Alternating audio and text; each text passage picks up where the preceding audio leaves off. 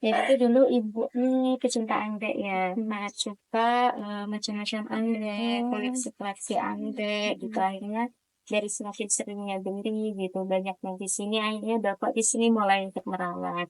Setelah rawatan itu banyak, akhirnya mencoba untuk memulai bisnis ini dengan alasan utama itu biar ibu ini suka gitu ya. Dan pada akhirnya bisnis ini berjalan mulai dari 2019 sampai sekarang. Nah, sekarang tempatnya lokasinya di sini. Nah, gitu. Memang kita nggak hanya punya kebun ini. Kalau di sini kan kita nyebutnya galeri. Kebun utama kita ada di Silo. Oh, Silo. Oh, kita kamu ada di Silo. Di sana kebunnya itu berfokus pada perawatan unang dan pembibitan. Jadi, mulai misalkan dari sini kan nggak semuanya ini ya, nggak semuanya anggrek yang datang itu terjual semua. Kan nanti kita rawat kembali di sana, kita suburkan kembali di sana.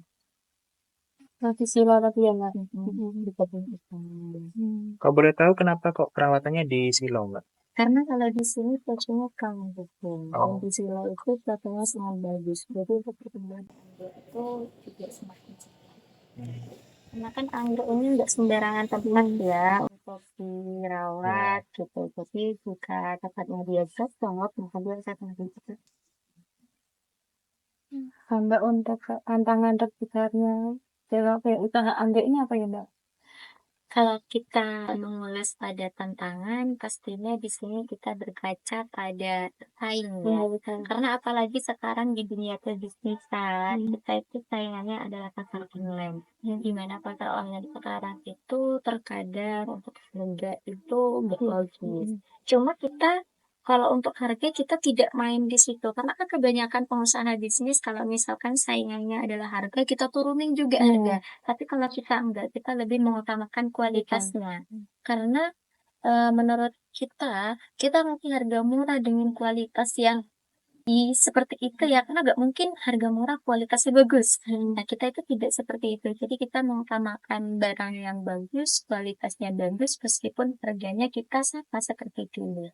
Ya cuma alhamdulillah dengan kita mengusahakan kualitas yang terbaik itu kita itu bisa menjangkau pasar dengan luas. Salah satunya kita pengiriman ke luar pulau, mulai dari Aceh, Riau, Sumatera, Kalimantan dan lain sebagainya.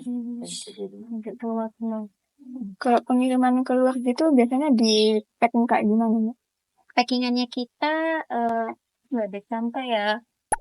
Kalau ini ada packingan yang jadi nggak ada ya? Itu mungkin bisa dilihat tuh. Bisa deh. Iya yang belum. Packingannya tuh kayak gitu. Jadi nanti bunganya itu tertata di dalam dengan kondisi bunganya itu Boleh di. sudah tertutup. Nanti aku kirim ya, Oh, ya iya. soalnya belum jadi. Oh, Ya. Dan aku ada salah satu packingan yang waktu itu pengiriman juga udah jadi. Jadi seperti itu dan fungsinya kertas kuning koran itu adalah untuk membungkus bunga atau kenop yang mau dikirim. Tuh, karena dia itu kan kalau dikirim butuh ini ya, butuh penanganan khusus nggak bisa sembarang ngirim. Kalau cara packingnya salah, di kemudian hari dia bisa bunganya busuk, bunganya kering, bunganya layu dan sebagainya. Oh ya Mbak, kan berarti kan sudah sampai luar pulau. Berarti itu kayak ada di Shopee gitu kan Mbak atau IG? Iya, Shopee kita ada, TikTok kita ada. Kalau IG kita mainnya live online ya, dan di TikTok juga demikian. Hanya saja untuk marketplace yang tadi saya sebutkan kita tidak menggunakan 100% dengan alasan kalau misalkan TikTok kita menggunakan keranjang kuning memang sudah familiar ya sekarang familiar banget. Cuma kita terkendala dengan adanya TikTok yang berperan. Kenapa aku bilang berperan? Karena ketika kita memakai keranjang kuning, ada kata-kata yang memang dilarang digunakan oleh TikTok. Ketika kita kan nggak tahu ya apa kata yang dilarang sama TikTok, kata apa yang tidak diperbolehkan. Tiba-tiba kita udah kena pelanggaran. Dan bahkan kita itu pernah shadow ban akun kita itu selama 3 bulan. Dan di situ kita kayak, ya udahlah kita nggak gunain lagi nih akun TikTok gitu. Jadi cuma digunakannya live streaming pembeliannya secara manual. Jadi kita mencantumkan nomor admin ketika ada yang beli gitu. Mbak tadi kan keluar pulau ya kan pasti katanya tadi juga kayak apa ya menjunjung buat kepercayaan pembeli. Dan misalkan nanti ada kerusakan pada tumbuhannya pas gitu itu gimana? Kita lihat dulu kerusakan dari segi apa. Misalkan hanya kena perontok. Kalau kena perontok kan itu bisa jadi di pengiriman ya, perjalanan, karena goncangan, karena benturan, karena lemparan paket. Nah, itu kita tidak memberikan kompensasi karena sebagai pecinta anggrek yang memang sudah lumrah membeli produk anggrek secara online, dia pasti sudah ngerti. Kita ada kompensasi ketika barang itu busuk. Dan juga wajib ada video unboxing. Kompensasinya kita di situ. Kompensasinya berapa persen? Kita lihat kerusakannya itu seberapa parah. Semakin parah maka kompensasi kita semakin tinggi. Gitu. Di sini jual berapa jenis anggrek, Mas? Kalau jenisnya banyak ya. Salah satunya ya ada dendro, vanda, bulan. Banyak sih. Nggak Yang cuma paling satu. apa ya, paling dicari orang-orang. Dominan. Yang Yang dominan. paling dominan tuh anggrek bulan sama anggrek dendro dulu. Sama bilis ya. Nah, kalian nafsu sama bilis sama dendro dulu. Mbak, di sini ada kan Mbak, kayak pelanggan utama ada. Gimana maksudnya Kayak pelanggan? misal tetap gitu Mbak, misal apa ngasih ke apa lab gitu mungkin ada nggak Mbak? Satu Ngasih ke supplier kayak sih. reseller reseller kita ada. Biasanya sih kalau reseller Gimana? biasanya ke sini. Oh, ke sini ngambil. Biasanya ke sini ya. Terus berarti ini anggreknya apa benihnya ngambil apa beli gitu Mbak, terus dibudidaya sendiri gitu? Kita ada dua, kita ada yang ngambil dari PT yang memang sudah bekerja sama dengan kita. Cuma kita tidak bisa menyebutkan PT-nya ya karena menjadi rahasia perusahaan. Dan kita juga budidaya yang di silo. Jadi kita ada dua arah. Kenapa Mbak gak fokus yang di silo aja? Padahal udah punya kebun sendiri, otomatis keuntungannya juga semakin besar gitu kan.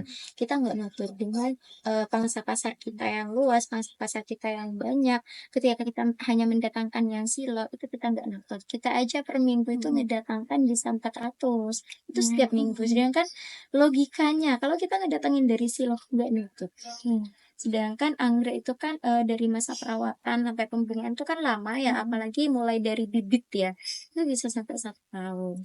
Sedangkan pasar kita ya seperti ini gitu ya, alhamdulillah udah mulai merangkak ke arah pasar tinggi gitu, jadi gak nutup yang mungkin.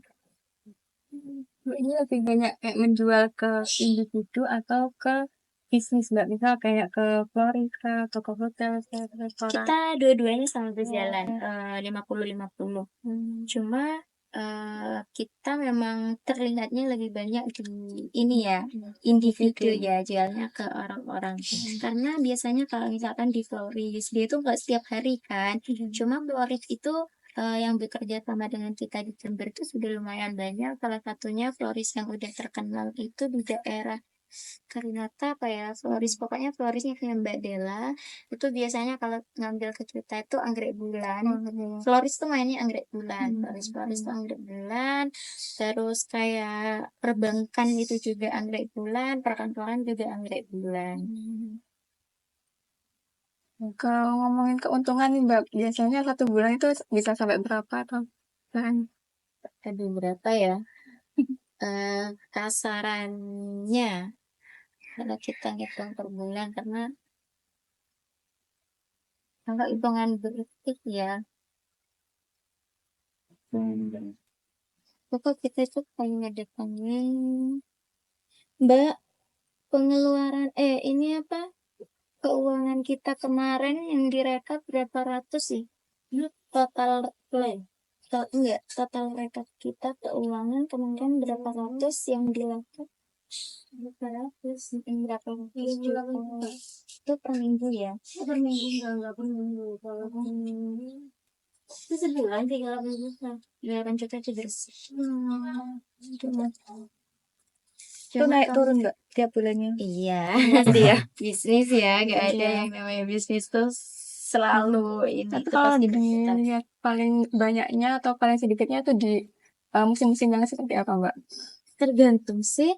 Kadang kita juga nggak bisa ngelihat, ini musim misalkan nih, musim hujan. Ternyata orang yang beli dikit tuh enggak. Kembali ke ini sih. Kadang kan di pasar online tuh ada, apa ya, kayak tren-tren khusus gitu. Misalkan, "Oh, hari ini adanya tren ini, maraknya Dendrobium splash Bangkok nih," gitu. Kita mengimbangi. Meskipun, splash Bangkok tuh mainnya di angka ratusan ribu per satu plant, tapi kita menyamai gitu. Jadi kita tuh nggak bisa nilai di satu sih. Tapi sudah cukup Mbak, terima kasih banyak. Udah.